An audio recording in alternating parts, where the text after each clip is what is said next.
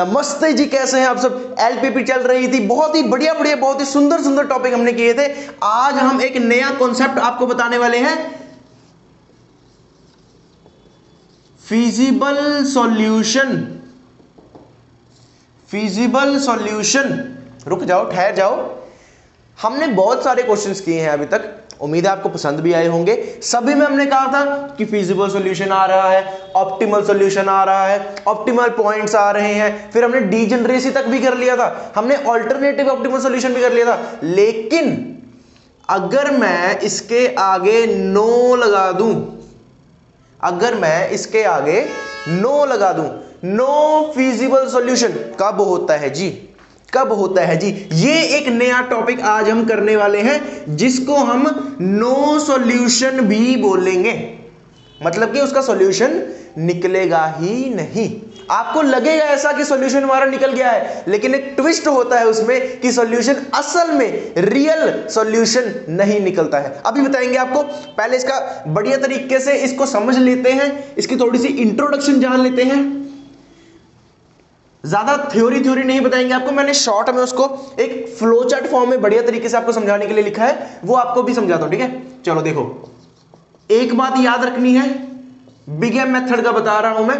आप बोलोगे जी classical simplex का क्यों नहीं। क्लासिकल सिंप्लेक्स में नो फिजिबल सॉल्यूशन नहीं होता है, ये चीज हमेशा माइंड में रखनी है। क्लासिकल सिंप्लेक्स मेथड में नो सॉल्यूशन नहीं होता है, उसमें हमारा फिजिबल रीजन, फिजिबल सॉल्यूशन ही निकलेगा। ग्राफिकल में होता है, बताओ ग्राफिकल में नो सॉल्यूशन होता है? बिल्कुल होता है, बिल्कुल होता है। बिग एम में होता है, बिग एम में होता है, बिल्कुल होता है। और हमने क्या कर लिया अभी तक, टू फेज में होता है, टू फेज में होता है जी, बिल्कुल टू फेज में भी होता है। टू फेज में कैसे होता है, कैसे पता लगाएंगे, वो आपको अगली वीडियो में बताएंगे, इसमें नहीं बताएंगे, कि धीरे धीरे आराम से प्यार प्यार से समझेंगे। अभी बताएंगे आपको कि बिग एम में कैसे चेक करते हैं, साथ ही ग्राफिकल का भी आपको पता लग जाएगा, ठीक है। चलो जानते हैं सबसे पहले बिग एम। हम क्या करते हैं, सीजे माइनस जेड जे निकालते हैं। एक टेबल बनाया, उसकी वैल्यूज लिखी, फिर जेड जे निकाला, सीजे निकाला, जेड जे माइनस सीजे निकाला, उसमें मोस्ट नेगेटिव देखा। करते करते आइटरेशंस करते हुए हम आखिरी आइटरेशन पर जब पहुंच जाते हैं तो हमारा वहां पर जेड जे माइनस सीजे क्या आ जाता है, सारा या तो जीरो या फिर पॉजिटिव। वहां पे हम कहते हैं कि ये हमारा टर्मिनेट कर गया, ये हमारा टर्मिनेट मतलब वहां पे हमारा रुक जाता है, हम अगली आइटरेशन वहां से नहीं करते हैं। बहुत बढ़िया। तो वहां से हम देखते हैं कि ऊपर हमारा जैसे यहां पर मान लो अगर x3 है, यहां पे x4 है, और यहां पे b वाले कॉलम में जो भी मान लो यहां पे 4 है, यहां पे 12 है, तो हम यहां से कह देते थे कि x3 equals to 4, x4 equals to 12। तो ये हमारे पास ऑप्टिमल पॉइंट से हमारे पास हमें फिजिबल सॉल्यूशन निकल गया, ठीक है। इतना पता है आपको, बहुत बढ़िया। इतना अगर नहीं पता है तो पहले वाली वीडियो जाकर देख लो, बढ़िया तरीके से प्लेलिस्ट डिजाइन कर रखी है आपके लिए। देखो, अगर ZJ माइनस CJ मैंने क्या बोला, अगर ग्रेटर देन इक्वल टू 0 आ जाए तो वहां पर हमारा टर्मिनेट हो जाता है। लेकिन अब ट्विस्ट सुनो, अब ट्विस्ट सुनो, मैंने क्या बोला था आपको पता लगेगा, आपको पता लगेगा कि ऑप्टिमल सॉल्यूशन निकल गया, लेकिन नहीं निकलता है। देखो, इसमें हमारे पास फर्दर दो कंडीशंस निकलती हैं। जो बच्चे रेगुलर प्रैक्टिस कर रहे हैं ना, उनको कोई ना कोई क्वेश्चन ऐसा आया होगा, कोई ना कोई क्वेश्चन ऐसा टकरा होगा उनको, चलो डाउट आया होगा आपके दिमाग में भी। ये देखो, अगर ZJ minus CJ greater than equal to 0 हमारा आ गया तो उसमें दो कंडीशंस निकलती हैं। हम क्या चेक करेंगे कि क्या हमारे लास्ट वाली आइटरेशन में या लास्ट वाली टेबल में क्या आर्टिफिशियल वेरिएबल आ रहा है। क्या बोला मैंने, क्या हमारी लास्ट एग्जाम्पल करेंगे, चिंता मत करो, एग्जाम्पल करेंगे, पहले सुन लो, पहले सुन लो। क्या हमारे लास्ट टेबल में आर्टिफिशियल वेरिएबल आ रहा है या नहीं, आ रहा है या नहीं। अगर तो यस, अगर तो यस आ रहा है, ठीक है, और अगर तो नो नहीं आ रहा, तो यहां पे डायरेक्ट कर दोगे। अगर नहीं आ रहा तो फिजिबल सॉल्यूशन हो गया जी। अगर आर्टिफिशियल वेरिएबल नहीं आ रहा तो फिजिबल सॉल्यूशन हो गया जी, बहुत बढ़िया। अगर आ रहा है तो उसमें फर्दर दो कंडीशंस और निकलेंगी, उसमें फर्दर दो कंडीशंस और निकलेंगी, ठीक है। ध्यान से सुनो, इसको ध्यान से सुनो, माइंड में रखना है, ठीक है। वहां पर हम देखेंगे कि आर्टिफिशियल वेरिएबल के कॉरस्पॉन्डिंग, आर्टिफिशियल वेरिएबल के corresponding B value artificial variable के कॉरस्पॉन्डिंग, देखो यहां पे हम लिखते थे ना coefficients C B X B B, ठीक है, मतलब ये वाली वैल्यूज, मान लो यहां पे -m है तो इसके कॉरस्पॉन्डिंग ये वाली वैल्यू, समझ रहे हो बात को? एग्जांपल करके बढ़िया तरीके से समझाऊंगा। देखो artificial variable corresponding B value, अगर ये क्या है पॉजिटिव है, अगर ये क्या है पॉजिटिव है, तो वहां पर हमारा आता है नो सॉल्यूशन या फिर इनफीजिबल सॉल्यूशन। समझ में आ गया? और अगर वैल्यू 0 है, अगर इसके कॉरस्पॉन्डिंग वैल्यू हमारी 0 है, तो उस केस में भी क्या होता है? Feasible solution. समझ में आ गया? समझ में आ गया? अब आप बोलोगे कि नेगेटिव के केस में क्या करेंगे? भाई साहब नेगेटिव कभी आएगी ही नहीं, नेगेटिव कभी आएगी ही नहीं। याद करो मैंने आपको बताया था कि जब कंस्ट्रेंट्स को हम लिखते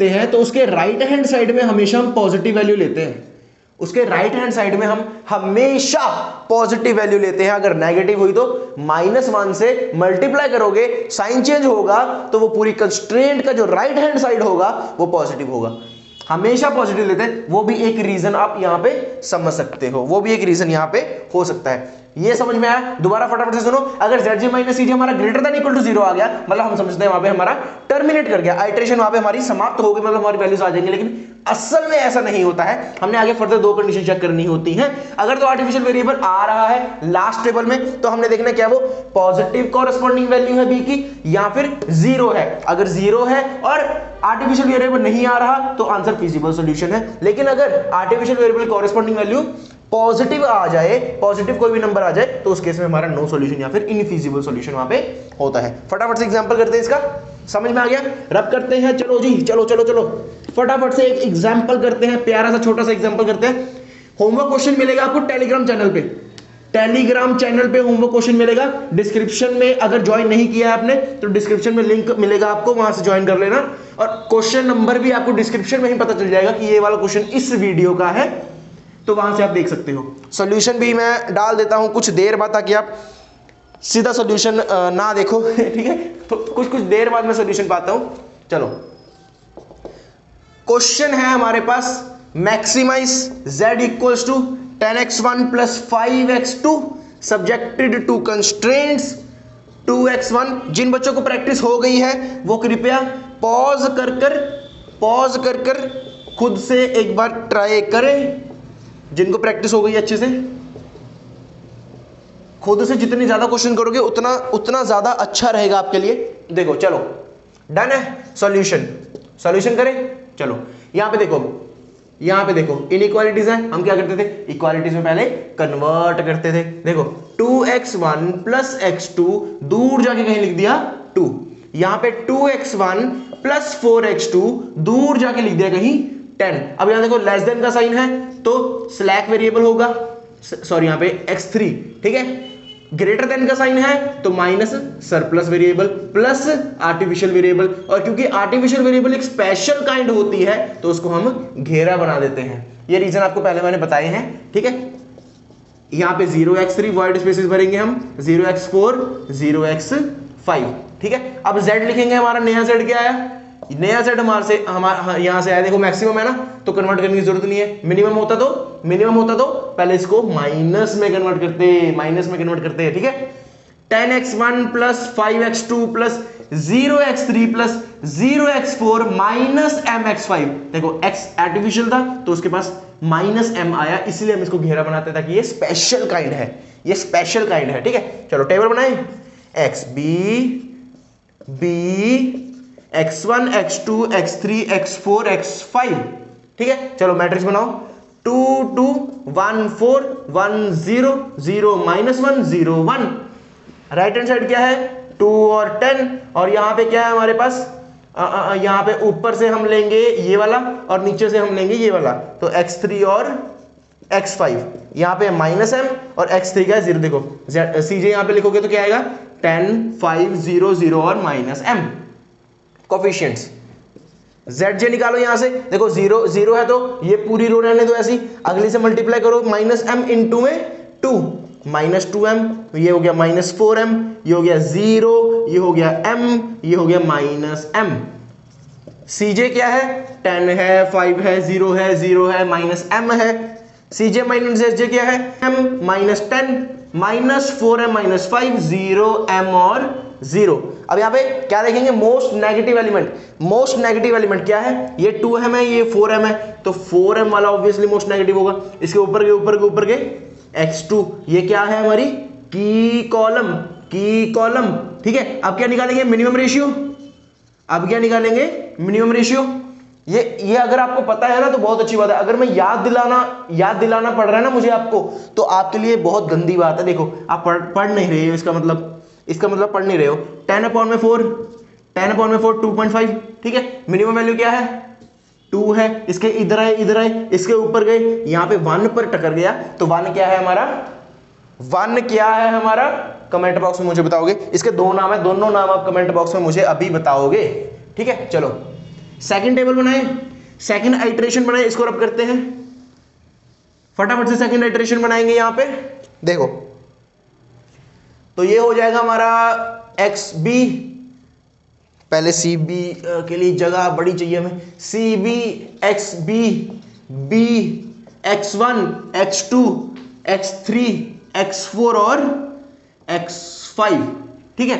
अब यहां पे 1 चाहिए होता है, ठीक है। इस एज इट इज लिख देंगे इस पूरी रो को, तो 2 2 1 1 0 और 0, ठीक है। अब नीचे देखो 4 है, क्या करना होता है, 0 करना होता है। कैसे होगा, 4 - 4 × 1 कर देंगे तो 0 हो जाएगा। तो ऑपरेशन क्या लगा, ऑपरेशन क्या लगा, R2 - 4 × में R1। R2 क्या है, ओल्ड है, R1 क्या है, न्यू है। ये चीज ध्यान में रखनी होती है। बोर्ड क्लियर दिख रहा है, एक बार देख लेते हैं कैमरे में। बोर्ड बिल्कुल बिल्कुल बिल्कुल बिल्कुल बहुत अच्छी हैंडराइटिंग से आपको दिख रहा है, ठीक है। यहां पे देखो साइड में लिख लो 10 2 4 0 - 1 1, 10 2 4 0 - 1 और 1, -4 सब्ट्रैक्ट किया सभी से, इनटू में R1 2 2 1 1 0 और 0। 10 - 4 2 8, तो ये 2 हो गया, कांटा मारो। 2 - 4 2 8 -6, कांटा मारो। 4 - 4 0, कांटा मारो। 0 - 4 तो -4 हो गया, कांटा मारो। -1 - 0 -1, और ये हो गया 1 - 0 1। कोई दिक्कत इसमें, कोई दिक्कत इसमें, बहुत भारी कैलकुलेशन थी ये। x2 आएगा यहां पे x3 की जगह, और x5 रहेगा एज इट इज, ठीक है। यहां पे -m और x2 का कोफिशिएंट है हमारे पास, यहां पे देखो 10 है, 5 है, 0 0 और -m, तो x2 का कोफिशिएंट क्या है, 5 है। zj निकालोगे यहां से फटाफट से, 5 2 10, ये हो जाएगा +6m, ठीक है। 5 1 5 हो जाएगा, ये 0 हो जाएगा, ये 5 और 4m +4m, ये 0 और ये m, ये 0 और ये -m। cj है 10 5 0 0 -m, तो zj - cj आया यहां से, 10 - 10 0 हो जाएगा, तो ये 6m, ठीक है। 5 - 5 0, ये हो जाएगा 5 + 4m, ये हो जाएगा m, ये हो गया 0। क्या आ गया हमारे पास, क्या आ गया हमारे पास, सारे पॉजिटिव आ गए, सारे ग्रेटर देन इक्वल टू 0 आ गए, बहुत बढ़िया। तो यहां पे टर्मिनेट हो गया, यहां पे हमारी आइटरेशन क्या हो गई, टर्मिनेट हो गया, टेबल क्या हो गया, टर्मिनेट हो गया। बहुत बढ़िया, बहुत बढ़िया। अब क्या देखना है, आंसर आ गया, आंसर आ गया। आप बोलोगे हाँ जी आ गया जी, x2 की वैल्यू 2 है, x5 की वैल्यू 2 है, तो z में वैल्यू डाल दो, हमारे वहां मैक्सिमम z की वैल्यू आ जाएगी। अब गुस्सा आ जाएगा मेरे को अब मेरे को यहां पे गुस्सा आ जाएगा, ठीक। अब देखो क्या करना है हमने, अभी थोड़ी देर पहले बता के हटा हूं, हमने लास्ट टेबल में क्या देखना है, क्या आर्टिफिशियल वेरिएबल आ रहा है या नहीं, आर्टिफिशियल वेरिएबल आ रहा है या नहीं। देखो यहां पे -m दिख गया मेरे को, यहां पे ध्यान से, सारा ध्यान इधर, यहां पे मुझे -m दिख गया, मतलब आर्टिफिशियल वेरिएबल प्रेजेंट है, आर्टिफिशियल वेरिएबल यहां पे प्रेजेंट है। अब फर्दर वहां पे 2 कंडीशंस होती थी, उसके कॉरेस्पॉन्डिंग b की वैल्यू देखो, कॉरेस्पॉन्डिंग b की वैल्यू देखो, इसके इधर है, इधर है, इधर है, ये वाली वैल्यू हाईलाइट करो, इसको हाईलाइट करूं, देखो ये वाली वैल्यू, ये वाली, ये आर्टिफिशियल वेरिएबल, इसके कॉरेस्पॉन्डिंग b वैल्यू 2, ठीक है। इसको कोई सॉल्यूशन वैल्यू बोलते हैं, ठीक है। हम बी वाली बोलेंगे। 2 है क्या है, पॉजिटिव है या जीरो है? पॉजिटिव है या जीरो है? जी बिल्कुल पॉजिटिव है, बिल्कुल पॉजिटिव है। तो इस केस में क्या हो गया, हमें क्या पता चल गया कि आर्टिफिशियल वेरिएबल प्रेजेंट है लेकिन पॉजिटिव वैल्यू के साथ। तो उस केस में हमारा नो फिजिबल सॉल्यूशन हमें यहां पे पता चल गया, या फिर इनफिजिबल सॉल्यूशन, ठीक है, या फिर नो सॉल्यूशन भी लिख सकते हो, ठीक है, नो सॉल्यूशन भी लिख सकते हो, no feasible solution, infeasible solution, no solution, सब यही चीज है। समझ में आया आपको?